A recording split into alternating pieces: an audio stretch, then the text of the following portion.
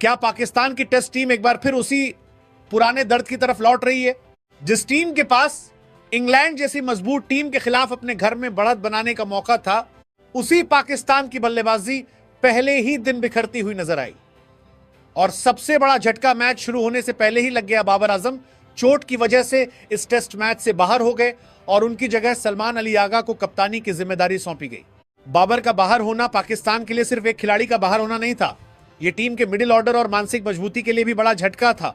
उनकी जगह अब्दुल्ला शफीक को प्लेइंग 11 में शामिल किया गया और कप्तानी का बोझ सलमान अली आगा के कंधों पर रह गया। फिर आया टॉस। आसमान पर बादल थे, मौसम पूरी तरह ओवरकास्ट था और इंग्लैंड के कप्तान जो रूट ने टॉस जीतते ही पहले गेंदबाजी करने का फैसला किया।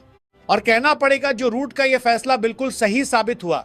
इंग्लैंड के तेज गेंदबाजों ने पाकिस्तान के बल्लेबाजों को ऐसी मुश्किल में डाला कि 171 रन के बाद पाकिस्तान की पूरी टीम पवेलियन में बैठी थी। अब सवाल है, पाकिस्तान की बल्लेबाजी इतनी जल्दी क्यों बिखर गई? कौन सा बल्लेबाज उम्मीदों पर खरा नहीं उतर सका और इंग्लैंड ने इन परिस्थितियों का इतना जबरदस्त फायदा कैसे उठाया?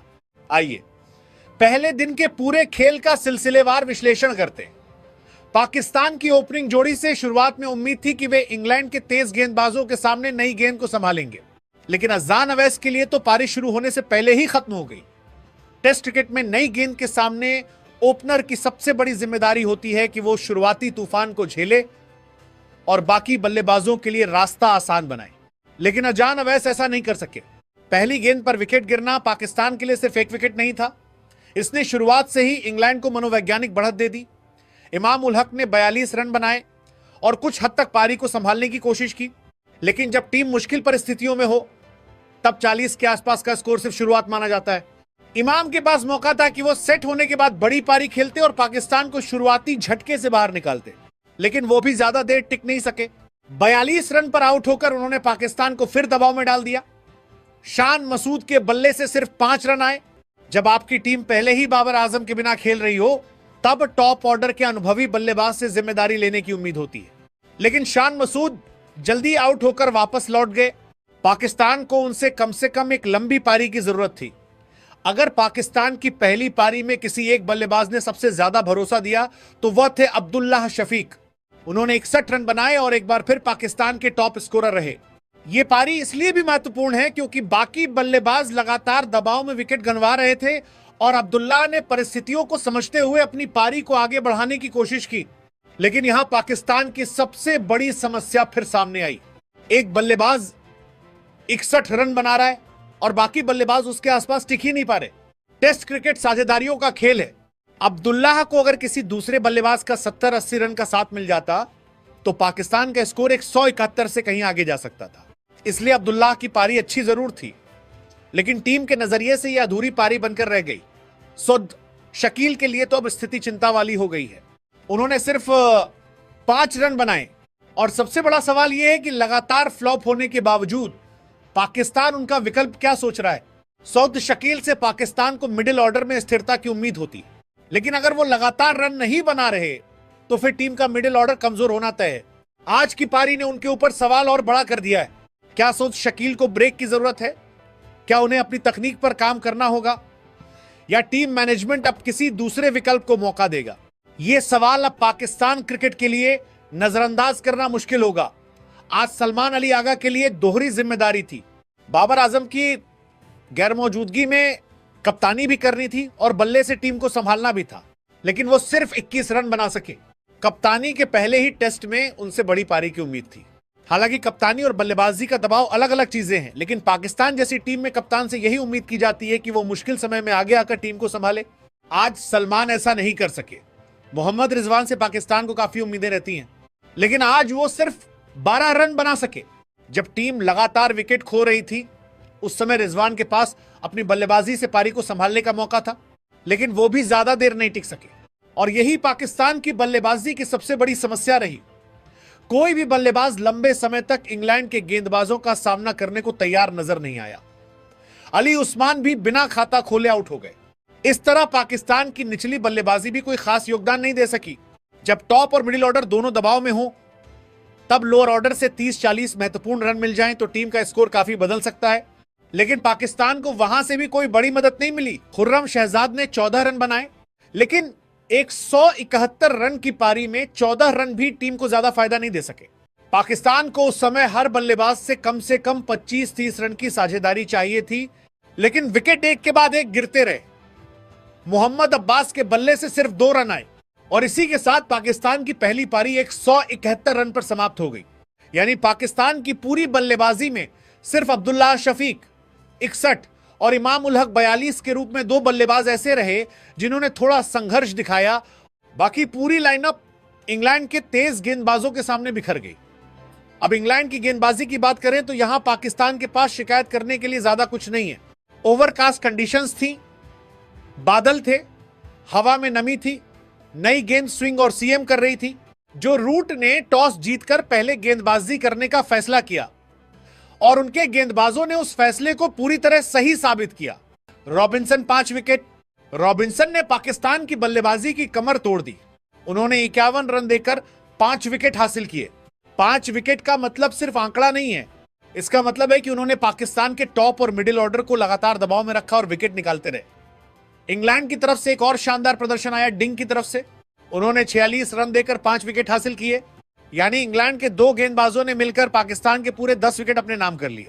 10 विकेट 2 गेंदबाज और पाकिस्तान सिर्फ 171 रन।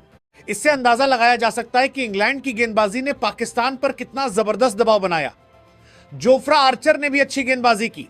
एटकिंसन ने भी बल्लेबाजों को लगातार परेशान किया। हालांकि दोनों को विकेट नहीं मिला, लेकिन टेस्ट क्रिकेट में हर अच्छी गेंद का नतीजा विकेट नहीं होता। कभी कभी एक गेंदबाज दूसरे गेंदबाज के लिए विकेट तैयार करता है और आज इंग्लैंड के पूरे गेंदबाजी अटैक ने मिलकर वही काम किया। आर्चर और एटकिंसन ने पाकिस्तान के बल्लेबाजों को खुलकर खेलने नहीं दिया और दूसरी तरफ रॉबिन्सन और डिंग लगातार विकेट निकालते रहे। अब अगर पूरे दिन का विश्लेषण करें तो पाकिस्तान के लिए सबसे बड़ी चिंता सिर्फ 171 रन नहीं है। सबसे बड़ी चिंता है बल्लेबाजी की सोच और साझेदारियों की कमी। बाबर आजम पहले ही बाहर हैं। ऐसे में टीम को बाकी बल्लेबाजों से ज्यादा जिम्मेदारी की जरूरत थी, लेकिन टॉप ऑर्डर जल्दी बिखर गया। मिडिल ऑर्डर रन नहीं बना सका। सऊद शकील फिर फ्लॉप हुए। सलमान अलिया का कप्तानी की जिम्मेदारी के साथ बल्ले से बड़ा योगदान नहीं दे सके। रिजवान भी नहीं टिके और निचले क्रम से भी कोई बड़ा सहयोग नहीं मिला। यानी पाकिस्तान की पूरी बल्लेबाजी में एक अब्दुल्लाह शफीक को छोड़कर कोई भी बल्लेबाज इंग्लैंड के गेंदबाजों के खिलाफ लंबी लड़ाई लड़ता नजर नहीं आया। अगर पहले दिन का पूरा ओवरऑल देखें तो इसमें कोई शक नहीं कि इंग्लैंड पूरी तरह पाकिस्तान पर हावी रहा। टॉस जीता, सही फैसला लिया, ओवरकास्ट कंडीशंस का फायदा उठाया, नई गेंद से पाकिस्तान के टॉप ऑर्डर को तोड़ा। 2 गेंदबाजों ने 5-5 विकेट लिए और पाकिस्तान को सिर्फ 171 रन पर समेट दिया। पाकिस्तान के लिए अब असली परीक्षा शुरू होती है, क्योंकि बाबर आजम के बिना टीम पहले ही कमजोर नजर आई और अगर गेंदबाज अभी इंग्लैंड को शुरुआती बढ़त दे देते हैं तो पाकिस्तान के लिए इस टेस्ट में वापसी करना बेहद मुश्किल हो सकता है। और यही हुआ। पाकिस्तान की बल्लेबाजी के बाद अब उसकी गेंदबाजी की असली कमजोरी भी सामने आ गई। जिस दिन की शुरुआत पाकिस्तान ने सिर्फ 171 रन पर ऑल आउट होकर की थी, उस दिन के अंत तक स्थिति और भी खराब हो चुकी है। इंग्लैंड ने सिर्फ 25 ओवर में 112 रन बना लिए हैं और उसके सिर्फ 2 विकेट गिरे हैं। यानी पाकिस्तान के 171 रन के जवाब में इंग्लैंड अब सिर्फ 59 रन पीछे है और हाथ में अभी 8 विकेट बाकी है। और सबसे बड़ी चिंता यह है कि मैच अभी पहले दिन ही है, लेकिन पाकिस्तान की मुश्किलें कम होने के बजाय लगातार बढ़ती जा रही हैं। पाकिस्तान की टीम को उम्मीद रही होगी कि अगर बल्लेबाज 171 रन ही बना पाए हैं तो गेंदबाज इंग्लैंड को जल्दी जल्दी आउट करके टीम को मैच में वापस ला सकते हैं, लेकिन ऐसा कुछ भी नहीं हुआ। इंग्लैंड के बल्लेबाजों ने आते ही पाकिस्तान के गेंदबाजों पर दबाव डालना शुरू कर दिया। 25 ओवर में 112 रन। टेस्ट क्रिकेट में अगर आपकी टीम सिर्फ 171 रन पर आउट हुई है और विपक्षी टीम पहले ही दिन 112-2 तक पहुंच जाती है तो यह साफ संकेत है कि आपकी गेंदबाजी उस दबाव को बनाए नहीं रख पाई जिसकी जरूरत थी। मोहम्मद अब्बास से पाकिस्तान को काफी उम्मीद थी। वो अनुभवी गेंदबाज हैं और इंग्लैंड जैसी परिस्थितियों में लाइन और लेंथ से बल्लेबाजों को परेशान करने की क्षमता रखते हैं, लेकिन आज वो इंग्लैंड के बल्लेबाजों पर वैसा दबाव नहीं बना पाए जिसकी टीम को जरूरत थी। जब आपकी टीम सिर्फ 171 रन बनाकर आउट होती है तब गेंदबाजों के लिए एक एक रन रोकना और हर गेंद पर बल्लेबाज को परेशान करना जरूरी होता है। लेकिन इंग्लैंड ने आसानी से रन बनाए और पाकिस्तान को पीछे धकेलता चला गया। खुर्रम शहजाद भी इंग्लैंड के बल्लेबाजों को ज्यादा परेशान नहीं कर सके।